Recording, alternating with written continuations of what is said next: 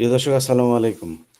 আপনাদেরকে যেমনটি বলেছিলাম যে রাত আ ১০ টায় ইনশাআল্লাহ আপনাদের সাথে দেখা হবে, কথা হবে এবং আ পিলখানা হত্যাকাণ্ড নিয়ে স্বাধীন তদন্ত কমিশনের যে রিপোর্ট আপনারা জানেন আ প্রকাশিত হয়নি। তবে সম্পূর্ণ হয়েছে সেই রিপোর্টটি। আরো কিছু কাজ বাকি আছে যেটার জন্য কমিশন কয়েকদিন সময় চেয়েছেন। তো আমি আ যেটা মনে করলাম যে সরকারের একটা আ আ শুরু থেকে একটা গ্রুপের আসিফ নজরুল সহ স্বরাষ্ট্র উপদেষ্টা আ ব্রিগেডিয়ার জাহাঙ্গীর এগুলি সহ একটা গ্রুপের খুবই ইচ্ছা ছিল যে যেকোনোভাবেই যেন এই পিলখানা হত্যাকাণ্ডের না হয়। সেই সাথে সবার উপরে কলকাঠি যিনি নেড়েছেন তিনি হচ্ছে ভারতীয় অ গোয়েন্দা আ প্রধান, বাংলাদেশের সেনাপ্রধান আ ওয়াকার। তো তাদের একান্ত আ ইচ্ছা থাকার পরেও আ আমরা সবসময় সরব ছিলাম। আ যাই হোক আল্লাহ সবশেষ ব্যবস্থা করে দিয়েছেন পিলখানার এই ঘটনা নিয়ে একটা স্বাধীন তদন্ত কমিশনের স্বাধীন রিপোর্ট পেশ করার। এবং সেই স্বাধীন তদন্ত কমিটি গঠন করার পরেও আপনাদেরকে কিছু জিনিস এ খুব গুরুত্বপূর্ণ বলে রাখা প্রসঙ্গক্রমে এগুলো টেনে আনা উচিত। সেটা হচ্ছে এটার যেই আ তদন্ত সংস্থার যিনি প্রধান, তদন্ত সংস্থার প্রধান আ জনাব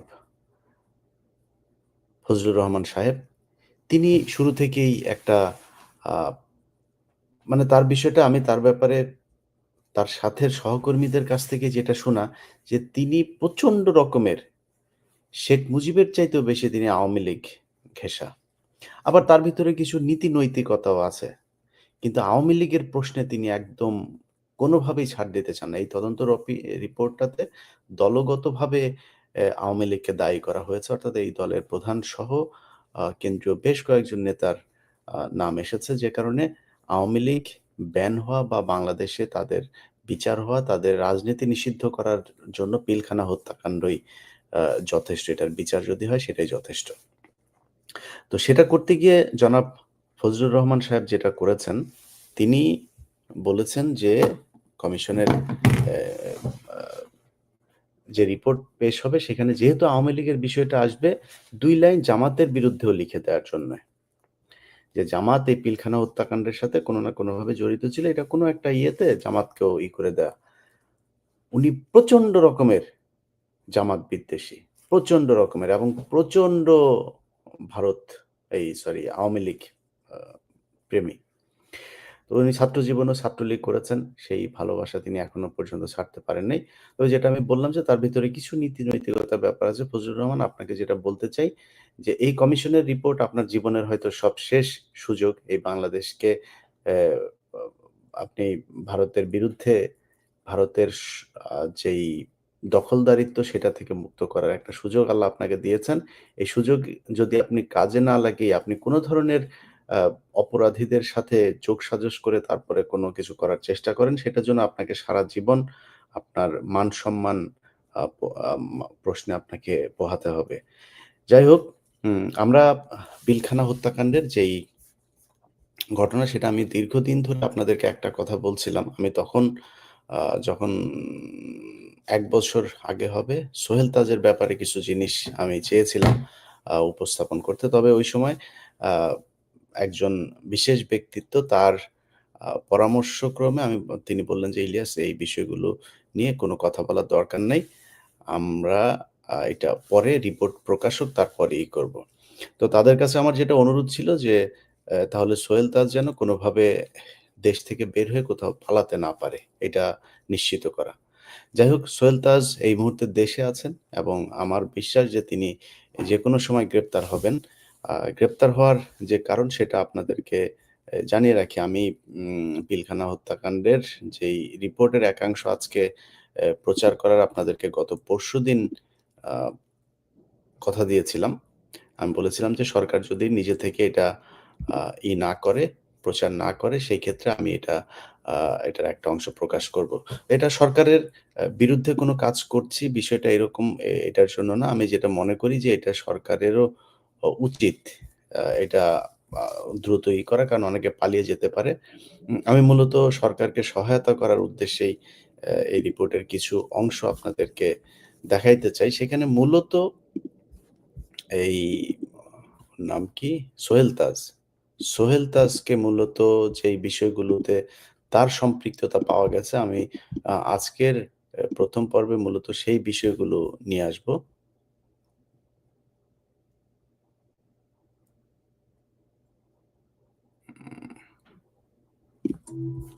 ওকে। আমি মূলত সেই বিষয়গুলো নিয়ে আসবো। আমার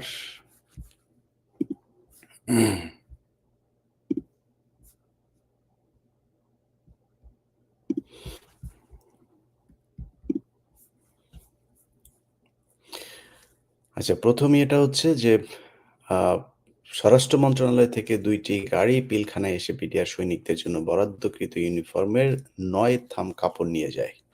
এরকম একটি ঘটনা নিয়ে ভান্ডারের সুবেদার ইসহাককে জিজ্ঞেস করে কাপড় কোথায় নিয়ে যাওয়া হচ্ছে? তিনি জানান এসব কাপড় স্বরাষ্ট্র মন্ত্রণালয়ে নিয়ে যাওয়া হচ্ছে। সুবেদার ইসহাক তাকে বলেন, "বাবারে উপরের দিকে তাকায়ও না, নিচের দিকে তাকাও।"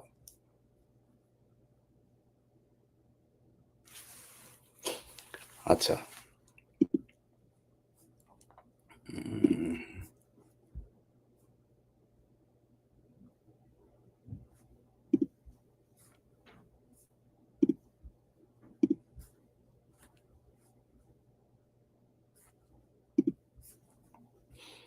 এরপরে হচ্ছে বিডিআর সদর দপ্তরে নিয়োজিত দর্জি আসিফুর রহমানকে তৎকালীন স্বরাষ্ট্র প্রতিমন্ত্রী সোহেল তাজের জন্য ইউনিফর্ম বানাতে তার অফিসে যান।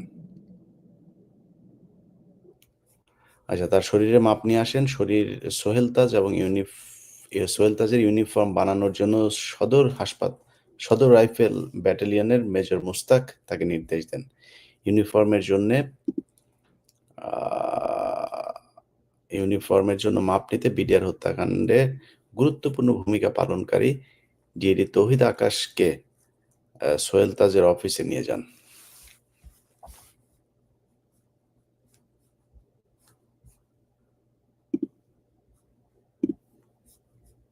উম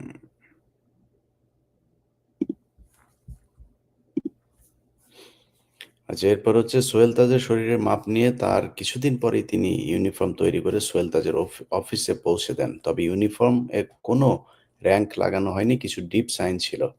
তৎকালীন স্বরাষ্ট্র প্রতিমন্ত্রী সোহেল তাজ প্যারেড দেখতে আসবেন বলে তার নিজের জন্য একটি ইউনিফর্ম বানাচ্ছেন।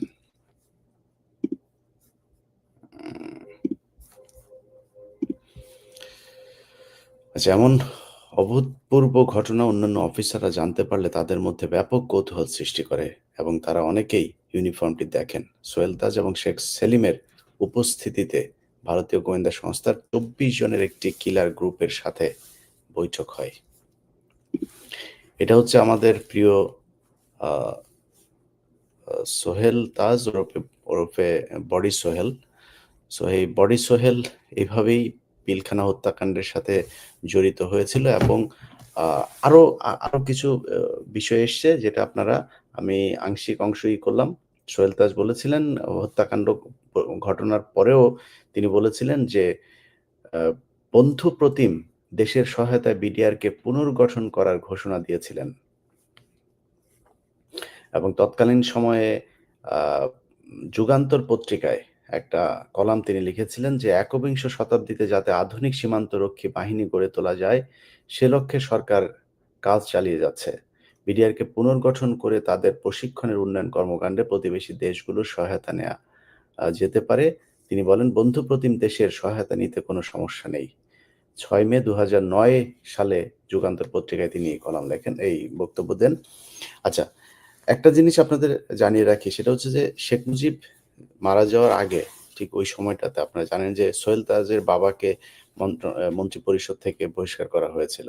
পদত্যাগ করতে বাধ্য করা হয়েছিল মূলত। তিনি পদত্যাগ করেন। কিন্তু পদত্যাগ করাটা তার মানে না করার কোনো অপশন তার হাতে ছিল না। যাই হোক, তো সেই সোহেল তাজের বাবাকে কিন্তু শেখ মুজিব মৃত্যুর আগ দিন পর্যন্ত তাকে কিন্তু গৃহবন্দী এবং তার বাড়ির আশপাশে গোয়েন্দা সংস্থার লোকজন দিয়ে তাকে আটকে রাখা হতো। তার সাথে ভারতীয় গোয়েন্দা সংস্থাদের কাদের কখন বৈঠক হয়, কি হয়, এই বিষয়গুলো নিয়ে তাদের আলাপ হতো। আচ্ছা, এই কথাগুলো কিন্তু মানে আমার মুখের কথা না। এটা তাজউদ্দিন আহমেদ, নেতা ও পিতা আ এই বইয়ের তার নিজের মেয়ে এই কথাগুলো লিখেছেন। এটা আপনারা এই বই পড়লে আমার যে কথাগুলো বললাম সেটা কোট আনকোট পেয়ে যাবেন। সেই ধারাবাহিকতায় সোহেল তাজ সেই রয়ের হয়েই কাজ করেন। এরা প্রত্যেকভাবে রক্তের মধ্যে ভারতীয়দের সাথে এদের সম্পর্ক আছে। এদের এদের পরিবারের ডিএনএ টেস্ট করলে ওদের কিছু বাবা-টাবা এদেরকে ভারতে খুঁজেও পাওয়া যাইতে পারে। কারণ যুদ্ধের সময় যারা ওই পারে গিয়ে করে এসছে, তাদের অনেকেরই দাদাদের সাথে প্রেম-টেম হয়েছে। ওইখানে খেলাধুলা করে তারপরে বাচ্চা নিয়ে এসে তারাই বাংলাদেশে এসে এই যে ছাত্রলীগ, যুবলীগ দেখেন এগুলি বেশিরভাগ ওইখান থেকে পয়দা হওয়া। অনেকে দেখবেন আওয়ামী লীগের প্রতি বিশাল ৩২ নাম্বার বিশাল ব্যাপার এখানে বসে না কি হয়েছে? ৩২ নাম্বারে বসে শেখ হাসিনা এই জিয়াউর রহমানকে মারার পরিকল্পনা করেছে। ৩২ নাম্বারে বসে বাকশাল গঠন হয়েছে। সো এইসব বিষয়গুলো নিয়ে তারা আমাদের নানানভাবে বুঝাইতে চেষ্টা করেন যে আওয়ামী লীগ এই দেশের বিশাল আকারে কিছু। আজকে যখন কথা বলছে আজকেও এই উত্তরবঙ্গে বিএসএফ গুলি করে একজন মেরেছে। এগুলি গায়ে লাগে না? গায়ে খালি লাগে হচ্ছে ওনাদের বিশাল আকারের মানে প্রেম ভালোবাসা ভারতের জন্য। পাকিস্তান ওনাদেরকে কিছু করে গিয়েছে সেটা নিয়ে এখনো পড়ে আছেন। তো যাই হোক আমি আপনাদেরকে রিপোর্টের আরো কিছু অংশ আপনাদেরকে আমি একটু করব। পিলখানা হত্যাকাণ্ডের সূচনাটা আসলে কিভাবে হয়েছিল সেটা এই প্রতিবেদনে সুন্দরভাবে বলা হয়েছে। আচ্ছা, আমি বেশ কিছুদিন ধরে আপনারা দেখেছেন যে সেনাবাহিনীর কিছু অফিসারের বিরুদ্ধে ব্যাপক সরব এবং কথাবার্তা বলি। আমি কিন্তু মানে আপনাদেরকে হয়তো সরাসরি বলি নাই যে এখানে কি হচ্ছে। বাট তার অনেক তথ্য আমার কাছে আসছিল যেই প্রেক্ষিতে আমি এই কথাগুলো বলছিলাম। আচ্ছা, এখানে দেখেন বিডিআরের যাকে আমরা শহীদ বলি, আল্লাহ উনাকে শহীদ হিসেবেই মেনে নিক, যত কিছুই হোক উনার ভেতরে ভারত বিরোধিতা ছিল। এই যে মেজর জেনারেল শাকিল। কিন্তু তিনি একজন চোরও ছিলেন। যিনি বিডিআরের ডিজি মারা গিয়েছেন ৫৭ অফিসারের মধ্যে একজন। আমার কথা না। আমি রিপোর্টের কথা আপনাদেরকে বলছি। আচ্ছা, ১৫ই মার্চ ২০০৭ তারিখ হতে ২৮শে সেপ্টেম্বর ২০০৮ তারিখ পর্যন্ত বিডিআরের তত্ত্বাবধানে অপারেশন ডাল ভাত কর্মসূচি পরিচালিত হয়, যেখানে ক্রয় কার্যক্রম নিয়ন্ত্রণ করেছেন মূলত মেজর জেনারেল শাকিল এবং কর্নেল মুজিব। তারা ডাল ভাত প্রকল্পের ব্যাপক অনিয়ম করেন। আমি কিন্তু আপনাদেরকে রিপোর্ট শোনাচ্ছি। আমদানিকৃত নিম্নমানের ভোজ্য তেল উচ্চ দামে বিক্রি করা, চীন থেকে আমদানি করা নিম্নমানের দুধ সৈনিকদের মধ্যে বিতরণ করা বিডিআর সদস্যদের ভীষণভাবে ক্ষুব্ধ করে তোলে। ব্যানারে নিম্ন প্রয়োজনীয় দ্রব্যমূল্য সর্বসাধারণের ক্রয়সীমার মধ্যে রাখার লক্ষ্যে সারা দেশে ১০০টি বিডিআর শপ চালু করার সিদ্ধান্ত নেওয়া হয়। সবগুলো পরিচালনার দায়িত্ব লেফটেন্যান্ট কর্নেল কামাল আহমেদ এর উপর ন্যস্ত হয়, যিনি পত্রিকায় প্রদত্ত বিজ্ঞাপন ছাড়া সরাসরি আবেদনের প্রেক্ষিতে নির্মল উদ্যোগের পরিচালনার দায়িত্ব পান। প্রাথমিক পর্যায়ে ১৫ই মার্চ ২০০৭ হতে ডাল ভাত কার্যক্রমে বিডিআর কর্তৃক নিজস্ব ব্যবস্থাপনায় আনুমানিক ২০ কোটি টাকার পণ্য সামগ্রী ক্রয়ের মাধ্যমে ১ জুলাই ২০০৭ পর্যন্ত অপারেশন ডাল ভাত পরিচালনা করা হয়। পরবর্তীতে সরকার কর্তৃক প্রদানকৃত আনুমানিক ৩৫৪ কোটি টাকার পণ্য সামগ্রী ক্রয়ের মাধ্যমে এই অপারেশন পরিচালনা করা হয়। পূর্ব অভিজ্ঞতা ও সুনির্দিষ্ট নীতিমালা এবং সুষ্ঠু মনিটরিং এর অভাবে বিভিন্ন অনিয়মের সৃষ্টি হয়। আচ্ছা, মূলত এই হচ্ছে শুরু। আপনাদেরকে একটা জিনিস বুঝতে হবে যে ভারতীয়রা আমাদের দেশে যখন অপারেশন করে, অনেক অপারেশন আছে যেগুলো কিনা নিজেদের মধ্যে নিজেদের দ্বন্দ্ব বাঁধিয়ে দিয়ে তারপরে তারা করে। কিন্তু এটা আমার মনে হয় বাংলাদেশের ইতিহাসে এই এত বড় অপারেশন যেটা কিনা সরাসরি ভারতীয় অ গোয়েন্দা সংস্থার ট্রেন্ড কিলার যারা এসেছিলেন তারা এসে এখানেই হত্যাকাণ্ডে অংশ নেন। তো এই ঘটনাটি যে ঘটানো হলো, এটি ঘটনা ঘটানোর সুযোগ কিভাবে পেল? আমাদেরও তো গোয়েন্দা সংস্থা আছে, তাই না? সেই গোয়েন্দা সংস্থাও তো নিশ্চয়ই রিপোর্ট দিয়েছেন যে এই হচ্ছে, এখানে কিছু একটা হতে যাচ্ছে। সেই রিপোর্ট মানা হয় নাই কেন? এখন আপনার আর্মির যেসব সিনিয়র অফিসার সেই অফিসারদের ভেতরেই কয়েকজন ছিল। যেমন আ 46 ব্রিগেড, 13 ব্রিগেড, 30 ব্রিগেড এরকম কয়েকটা ব্রিগেড তারা সরাসরি ব্রিগেড কমান্ডাররা এটার সাথে জড়িত ছিল। এর মধ্যে আপনারা শামসের নাম বহুল আলোচিত প্রচারিত একটা নাম। সে নিজে সরাসরি এই হত্যাকাণ্ডের সাথে সম্পৃক্ত ছিল। এবং কর্নেল মুজিব যিনি মারা গিয়েছেন, যার কথা একটু আগে বললাম, আ চোর শাকিল চোরের সাথে আমি ২ দিন আগে একটা ফেসবুকে পোস্ট দিয়েছিলাম। আপনাদের নিশ্চয়ই মনে আছে। সেখানে লিখেছিলাম, "গমচোর শাকিল।" গমচোর শাকিল কেন বলেছিলাম সেটা আজকে আপনারা নিশ্চয়ই বুঝতে পারছেন। আমার খুব কষ্ট হয়, শাকিলের ছেলে আছে, খুব ভদ্র স্মার্ট একটা ছেলে আছে, সাকিন নাম। সাকিন ভাই আ আম আ মানে উনার কাছে অনুরোধ থাকবে, আপনার পেটে আপনার পরিবারের সবার পেটে চুরির টাকা আছে। আপনার এত আ সুশীল সাজার কিছু নাই। চুরির টাকার জন্য আপনার বাপ যেহেতু এটা কামাই করেছিল, আল্লাহর কাছে তওবা করে নিয়েন যে, আল্লাহ চুরির টাকা যা আছে, বাট ভবিষ্যতে আল্লাহর ওয়াস্তে আপনার এদিন বক্তব্য দেখলাম আপনি বিডিআর সদস্যদের মুক্তি চেয়েছেন। এটা একটা গুড নিউজ ছিল। আপনি ভবিষ্যতেও আশা করি দেশের পক্ষে কাজ করবেন। আপনার বাবাও কিন্তু দেশপ্রেমিকই ছিল। চোর ছিল কিন্তু দেশপ্রেমিক ছিল। সে ইন্ডিয়া বিরোধী ছিল। যে কারণে আপনার বাবাকে মারা হয়েছে। সো এই প্রেক্ষাপটটা তৈরি করে দিল কারা? আপনি যদি বলেন এই যে পিলখানার হত্যাকাণ্ডে আমি এখন ডিএডি তৌহিদের নামটাও রিপোর্টে দেখলাম। এখন ডিএডি তৌহিদের বিষয়টা আমি কিন্তু এর আগে বলেছিলাম যে তারা এই বিডিআর এর যারা আছে তারা নিরীহ নিষ্পাপ। এর মধ্যে কয়েকজন আছে যেমন সিপাহি মঈন, তারপরে আ আরো কয়েকজন সিপাহি এর সাথে সম্পৃক্ত ছিল যারা জানতো যে এখানে একটা গোলাগুলির ঘটনা পর্যন্ত যাবে। কিন্তু তারাও কিন্তু সবকিছু একদম পুরোপুরি জানতো না। আবার কিলিং এর সাথেও কিছু ছিল যেমন তোরাব আলীর ছেলে লেদার লিটন, আ তোরাব আলী এগুলো এরা কিন্তু ছিল। তোরাব আলী বাইরে থেকে এসে সেখানে অংশ নিয়েছিল। কিন্তু তাদের সবাইকে সেফ এক্সিট দিয়েছে সরকার। আচ্ছা, এখন এই যে বিডিআর এর যাদের নাম এসছে, এখানে অনেকের নাম আসবে কিন্তু বিডিআর এর। আমরা তো এতদিন ধরে বিডিআর এর সবাইকে মুক্তি চাচ্ছি। কিন্তু বিডিআর এর অনেকের নাম আসবে। কিন্তু আপনাদেরকে এইটা মাথায় রাখতে হবে যে বিডিআর এর সদস্যরা যারা এই আগের পূর্বের যে বৈঠকগুলো আপনারা এই রিপোর্টে পরবর্তীতে জানবেন যে আগের যে বৈঠকগুলো হতো পিলখানার আপনার মসজিদে, এই বৈঠকগুলোতে তাপস থাকতো। এই বৈঠকের কিছু বৈঠকে সোহেল তাজ নিজেও ছিলেন। তারপরে আরো যারা বাইরে থেকে গিয়ে তারপর বিডিআর আ সদস্যদের সাথে বৈঠক করতেন। তাদের ক্ষোভ কিন্তু আজকে থেকে না। তাদের অনেক ক্ষোভ আছে। তাদের ১ মাসের ছুটি দেয়া হয় প্রতি বছরে। তাদের স্ত্রীদের বাসায় থাকে, তাদের সন্তানরা বাসায় থাকে। তার বাবা-মার সাথে তারা ২ মাসের ছুটি চেয়েছিলেন। এটা খুবই যৌক্তিক একটা বিষয়। তারপরে তারা তাদের অ্যা এই সেনাবাহিনীর যেসব চোরেরা, যে চোরেরা তাদেরকে শাসন করে, সেই চোরেদেরকে তারা চায় নাই। ভাই একটা জিনিস খুব পরিষ্কার। আপনি সেনাবাহিনী বলবেন যে, "হ্যাঁ, সেনাবাহিনী কেন সরে যাবে? সেনাবাহিনী সরে গেলে তারা কি হবে? তারা চুরি করবে।" তো আপনি তো চুরিই করেন।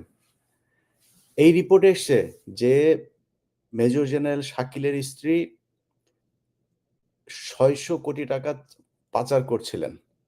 সেই পাচারের টাকা ধরা হয়। ধরার পরে সেটার কোনো তদন্ত করা হয় না। মেজর শাকিল এবং এই সেনাপ্রধান মইনু আহমেদ তাদের মধ্যে এই টাকার ভাগাভাগি নিয়ে কক্সেসবাজারে এক হোটেলের মধ্যে ব্যাপক বাকবিতণ্ডা হয়। এই যে জিনিসগুলো তার মানে হচ্ছে বিডিআর এর লোকজনকে খেপানো, তাদের এই যে পচা দুধ খাওয়ানো, তারপরে তাদের অপারেশন ডাল ভাতের টাকা মেরে দেয়া, তাদেরকে ছুটি না দেয়া, তারা আর্মি অফিসার চায় না সেখানে আর্মি অফিসার তাদেরকে ঘাড়ের মধ্যে পাড়া দিয়ে তারপর ধরে রাখা। এই এ মেজর জেনারেল শাকিলের স্ত্রী, যাকে আপনারা অনেকেই বলেন যে ধর্ষিত হয়েছে, উনার ধর্ষণ করার কিছু নাই। উনি এমনিতেই দিতেন। অ্যা কর্নেল মুজিবের স্ত্রীরও অনেক ঘটনা। আমি এগুলো নিয়ে এই আলোচনায় যাইতে চাই না। সো এত বেশি আবেগ দেখানোর দরকার নাই। উনারা যে কি কত মানে বড় মাপের ক্ষতি বাংলাদেশের জন্য করে দিয়ে গিয়েছেন, এদের বিচার হওয়া উচিত। রিপোর্টে যেহেতু এসেছে, এগুলো আমি চাই না কোনো কিছু গোপন থাকুক। বাংলাদেশের মানুষের এগুলো জানতে হবে, জানাইতে হবে। এটা গোপন রাখার জন্য কেউ কোনো কিছু করবে, আমরা পুরা রিপোর্ট কিন্তু পাবলিক করে দেব। অতএব আমি যেটা বলতে চাই সেটা হচ্ছে যে এই হত্যাকাণ্ডের সাথে সেনাবাহিনী পরিকল্পনা করেছে এবং পিলখানা হত্যাকাণ্ডের দিন আপনারা দেখেছেন যে বিডিআর এর অনেক অফিসার তারা গোলাগুলি করেছে। হ্যাঁ, তারা হয়তো সেখানে লুটপাটও করেছে। তারা সেইখানে একটা পর্যায়ে গিয়ে গোলাগুলিও করেছে। তারা এক পর্যায়ে গিয়ে হইতে পারে কেউ ধর্ষণের সাথেও জড়িত হয়ে গিয়েছিল। কিন্তু প্রেক্ষাপটটা তৈরি করল কারা? বিডিআর এর সদস্যদেরকে এই যে খেপিয়ে তুলল, এত আপনি তো সেদিন আপনারা তাদের বক্তব্যগুলো শুনেছেন। বিভিন্ন গণমাধ্যমে তারা বক্তব্য দিয়েছে। এই বক্তব্যগুলো তো মিথ্যা না। খুবই ন্যাচারাল একদম অর্গানিক বক্তব্য তারা দিয়েছে। তার মানে তাদের ক্ষোভ ছিল। তাদের ক্ষোভ থাকার পরেও সেই ক্ষোভগুলো সেনাবাহিনী তো বালছেরা একদম সবসময় ভাবের সহিত থাকেন ওনারা। ওনাদের ভাবের ঠেলায় চোরের বাচ্চারা সারা দেশে চুরি করে বেড়ায়। যেখানে বসাবে সেনাবাহিনীর যেখানে বসায়, বিডিআর এ বসাইছেন, চুরি করে। যেখানে বসান, এগুলো যদি নাম ধরে বলি, আপনি বিডিআর এর বাংলাদেশের সব ঢাকা মেডিকেলের কথা ধরেন। ঠিক হয়েছে আজ পর্যন্ত ঢাকা মেডিকেল সবচাইতে মানে অনিয়ম, বিশৃঙ্খলা ঢাকা মেডিকেলে। ঢাকা মেডিকেলের পরিচালককে ওনাদের বালগেডিয়ার একজনকে নিয়ে বসায় রাখেন। তা আপনারা কি বালটা ফালান? কিছুই করতে পারেন না। তো আপনারা বাল যাওয়ার দরকার কি ওইখানে? এইভাবে ওনারা সব জায়গায় গিয়া বসে থাকবে। ওনাদের একজনকে বসাইতে হবে। ওষুধ প্রশাসন অধিদপ্তরে তোর কাজটা কি? ওখানে বসাইতে হবে। সিটি কর্পোরেশনে তোর কাজ কি? চোরের বাচ্চা, তুই যা ওই কনস্ট্রাকশন করার দরকার কি তুই? তুই এগুলির মধ্যে থাকিস। থাইকা চুরি আরো ভালো করে তারা শেখে। প্রাতিষ্ঠানিকভাবে আর্মি চুরির সাথে জড়িত হয়ে গিয়েছে। তাদের এগুলি বলার পরেও তারা শোনে নাই। না তারা সেনাবাহিনী, বালবাহিনী তিনি এখন আর বিডিআর কে তারা মানে কব্জা করে রাখতেই হবে তারে। রাখেন কোনো সমস্যা নাই। সেনাবাহিনীর প্রতি আমাদের শ্রদ্ধা আছে, ভালোবাসা আছে। রাখেন সমস্যা নেই। আপনি চুরি করেন কেন যায়া? এগুলো তারা করেছে, পিলখানাতেও করেছে। আচ্ছা এখন পিলখানার এই যে সৈনিকদের কথা যেটা বলছি, তাদের যাদের নিয়ে বৈঠক হয়েছিল, যারা জানতো যে পিলখানায় একটা ঘটনা ঘটবে, কি ঘটনা ঘটবে সেটা তাদেরকে বলা হয়েছে। আমার কাছে অনেকগুলো রেকর্ড আছে, যেই রেকর্ডে জিজ্ঞাসাবাদে যাদেরকে হত্যা করা হয়েছে, যে বিডিআর সদস্যদেরকে, আমার এই ৫ আগস্টের পরপর আমার যে পিলখানা নিয়ে যে অনুসন্ধান আমি দেখিয়েছিলাম, সেখানে আপনারা নিশ্চয়ই দেখেছেন। সেই সৈনিকরা বলেছিলেন যে, "স্যার আমরা জানতাম এখানে একটা ঘটনা ঘটবে। কিন্তু কি ঘটনা ঘটবে? ঘটনা হচ্ছে আমাদেরকে বলা হয়েছিল যে বিডিআর এর ডিজি কে জিম্মি করা হবে। শেখ ফজলে নূর তাপসের বাসায় বসে একটা মিটিং হয়।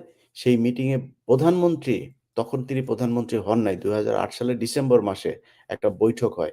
সেই বৈঠক সরি নভেম্বর মাসে একটা বৈঠক হয়। সেই বৈঠকে ফজলে নূর তাপসের বাসায় বসে শেখ হাসিনা সরাসরি ফজলে নূর তাপসের ফোনে লাউড স্পিকারে সেখানে উপস্থিত সৈনিকদের সাথে কথা বলেন। এবং কথা বলে তাদেরকে বলেন যে, "তোমরা আমার জন্য তোমাদের পিলখানায় যেই জায়গায় তোমাদের ডিউটি থাকবে, আমার জন্য নির্বাচনে আমার জন্য কাজ করবা। তোমাদেরকে আমি ক্ষমতায় আসার সাথে আমি তোমাদের এই সব দাবিগুলো পূরণ করে দেব।" এটা বলা হয়েছিল সেখানে সেই বিডিআর এর সদস্যদের সাথে। তাদেরকে বলা হয় নাই যে এখানে এইভাবে নির্মমভাবে মানুষকে খুন করা হবে। তাদেরকে বলা হয় নাই পরবর্তীতে পিলখানার দরবার হলে ঢুকে কিছু ভারতীয় লোকজন এসে তারপর গুলি করা হবে। তারা এইটুকু জানতো। তাদের এটা তো ন্যায্য দাবি। হ্যাঁ, এখন এটারে যদি আপনি মিউটিনি বলেন, এটারে যদি আপনি দলীয় শৃঙ্খলা করা বলেন, সেটা সর্বোচ্চ শাস্তি হইতে পারে ৭ বছর হবে। সর্বোচ্চ শাস্তি কারোর ১ বছর হবে, ২ বছর হবে, ৩ বছর হবে। আজকে কত বছর তারা জেল খাটছে। তাদের শেষ। তারা যদি সর্বোচ্চ শাস্তি করে থাকে, তারপরেও তাদের শাস্তি শেষ। তাদেরকে এখন পর্যন্ত জেলখানায় ঢুকিয়ে রেখেছেন। আর আপনারা চোরের বাচ্চা চোরেরা আপনারা আপনাদের লোকজনের বাঁচানোর জন্য তৎপর হয়ে গিয়েছেন। কারোর কোনো দোষ নাই। আওয়ামী লীগে যারা ছিল তারা এতদিন ধরে এমপি হয়ে গেল, মন্ত্রী হয়ে গেল, সিটি কর্পোরেশনের মেয়র হয়ে গেল। কোনো সমস্যা নাই। ইন্ডিয়ান বাপেদের সাথে ওর বাপেরা এখনো পর্যন্ত এসে ক্যান্টনমেন্টে এসে তারপর বৈঠক করেন। কোনো সমস্যা হয় না। এই আর্মির যারা এই তদন্ত শেষ দিকে এসে তারপরে এটা করলো, ধামাচাপা দেওয়ার কাজ করলো, তাদেরও কোনো সমস্যা নাই। সব দোষ বিডিআর এর। বিডিআর এর খালি শাস্তি হচ্ছে। তারা এখন পর্যন্ত এই ১৬ বছর জেল খাটলো, এখনো তারা জেলই খাটবে। বিডিআর এর যারা জড়িত ছিল, কিসের জন্য জড়িত ছিল, তারা পরিকল্পনার কোন পার্টটুকু পর্যন্ত জানতো, সেটা বাংলাদেশের মানুষ জানতে চায়। অতএব আমি আপনাদেরকে আজকে উপসংহার টানলাম যে রিপোর্টের কি অংশগুলো গুরুত্বপূর্ণ জায়গাগুলো আপনাদেরকে তুলে ধরা হলো। আমি আগামীকালকেও আমার সাথে কয়েকজন সেনা কর্মকর্তা আ একটা লাইভে থাকবেন। আমরা কালকে রাত আবার ঠিক ১০ টায়, আমি জানি না ১০ টায় হতে পারে, ৯ টায় হতে পারে। আমরা আরেকটা লাইভ করব এবং ধারাবাহিকভাবে নেক্সট কয়েকদিন আমরা এই বিষয়গুলো আপনাদেরকে একটা করে তুলে ধরার চেষ্টা করব। সরকারের কাছে অনুরোধ থাকবে, আমি ব্যক্তিগতভাবে আপনাদেরকে পরিষ্কার করি বিষয়টা যে, আমি কেন এতদিন ধরে এই পিলখানা হত্যাকাণ্ড নিয়ে এত আমার আগ্রহ কেন ছিল? এত তৎপরতা কেন দেখিয়েছি? অবশ্যই বিডিআর এর যে লোকজন আছেন, এই বিডিআর এর লোকজনের প্রতি আমার একটা সিম্প্যাথি আছে। তাদের পরিবারের যেই করুণ ইতিহাস, আমার যদি ক্ষমতা থাকতো ভাই আমি এই ২-৪০০ কোটি টাকা তাদেরকে দিয়া দিতাম যে, "ভাই আপনার পরিবারগুলো নিয়ে আপনি ভালো থাকেন। আমি আপনাদেরকে আর্থিকভাবে ভাই ওইভাবে সাহায্য করতে পারি নাই। এইটা আমার অপারগতা। তবে আমার আইনগতভাবে আমি আপনাদের যারা জেলখানায় আছেন, যারা জেলখানা থেকে বের হয়েছেন তারা সকলে জানেন বিডিআর এর যেই তাদের যে একটা সংগঠন আছে, সেই সংগঠনেরও নেতৃত্বে যারা আছে তারাও জানেন যে আমার ভূমিকা এখানে কি ছিল। আমার জায়গা থেকে আমার সর্বোচ্চ চেষ্টা করেছি আপনাদের পাশে থাকার। কিন্তু এইটার চাইতেও বড় যেই কারণে আমি এটার সাথে সম্পৃক্ত ছিলাম, সেটার কারণ হচ্ছে আমি মনে করি ২০০৯ সালের ২৫শে ফেব্রুয়ারি যে হত্যাকাণ্ড পিলখানায় ঘটেছে, সেটাই বাংলাদেশের গেল ১৬ বছরের যে ভাগ্য সেটা নির্ধারণ করে দিয়েছিল। এটার কারণে আর্মি কথা বলতে পারে নাই। পুরো আর্মিকে শেখ হাসিনা একদম তার ভারতীয় বাহিনী হিসেবে প্রতিষ্ঠিত করেছিল। অতএব এই হত্যাকাণ্ডের মূল রহস্য যদি উদ্ঘাটন করা যায় তাহলে এখানে আওয়ামী লীগ দলগতভাবে, সেনাবাহিনীর কোন কালপেটরা চোরের বাচ্চারা এখানে সম্পৃক্ত ছিল তারা, তারপরে দেশের ভেতরে কারা এটার সাথে সম্পৃক্ত আছে? আমি মনে করি এই যে অ্যা অ্যা স্বরাষ্ট্র উপদেষ্টা বর্তমানে তার নামও এসছে ইয়েতে, আপনারা এগুলো জানবেন। স্বরাষ্ট্র উপদেষ্টা এই চোরের বাচ্চা আপনার এই পিলখানা হত্যাকাণ্ডের যেই আপনার পরবর্তীতে যে তদন্ত কার্যক্রম, এই তদন্ত কার্যক্রম পুরো ধামাচাপা দেওয়ার মাস্টার মাইন্ড ছিল এই স্বরাষ্ট্র উপদেষ্টা ব্রিগেডিয়ার জাহাঙ্গীর। এই ব্রিগেডিয়ার জাহাঙ্গীর অবিলম্বে তাকে গ্রেপ্তার করতে হবে, তাকে পদত্যাগ করাইতে হবে। বর্তমান আইজিপি, পুলিশের যিনি আইজিপি আছেন, বাহারুলের নাম এসছে। আমি মনে করি তার দ্রুত পদত্যাগ করা উচিত এবং তাকে আইনের আওতায় আনা উচিত। যার যতটুকু শাস্তি সেটা ১ মাস হোক, ১ বছর হোক আর ১ যুগ হোক। যার ফাঁসি হয়, যার যেটা হয় সেই অনুযায়ী তাদেরকে শাস্তির আওতায় আনতে হবে। এই পিলখানা হত্যাকাণ্ড নিয়ে যে স্বাধীন তদন্ত কমিশন রিপোর্ট দিয়েছে, এটা শুধু আ ওই জাদুঘরে বন্দী করে রাখার জন্য না। অতএব সরকারকে বলব দ্রুত এটা মানুষের সামনে প্রকাশ করুন। এতে আপনাদের ভাবমূর্তি আরো উজ্জ্বল হবে। আর এটা যদি আমাদের মাধ্যমে যদি এটা প্রকাশ হয়, এটাতে আপনাদের ভাবমূর্তি ক্ষুণ্ণ হবে এবং আপনাদের যেই সদিচ্ছা, সেটা নিয়ে মানুষের মধ্যে প্রশ্ন তৈরি হবে। যাই হোক, আ প্রিয় দেশবাসী আপনাদেরকে বলব যে সোহেল তাজকে একটু নজরে রাইখেন। আইনশৃঙ্খলা বাহিনী কোনোভাবে যেন বলতে পারেন না যে আবার বিমানবন্দর দিয়ে আপনারা কিছু জানেন না, বুঝেন না, এমনিতেই চলে গিয়েছে। যারা এখানে নাম এসছে তাদের সকলকে আ ধরার জন্য যেটা করা দরকার সেটা করেন। সবাই ভালো থাকবেন। ইনশাআল্লাহ আগামীকাল আবার দেখা হবে।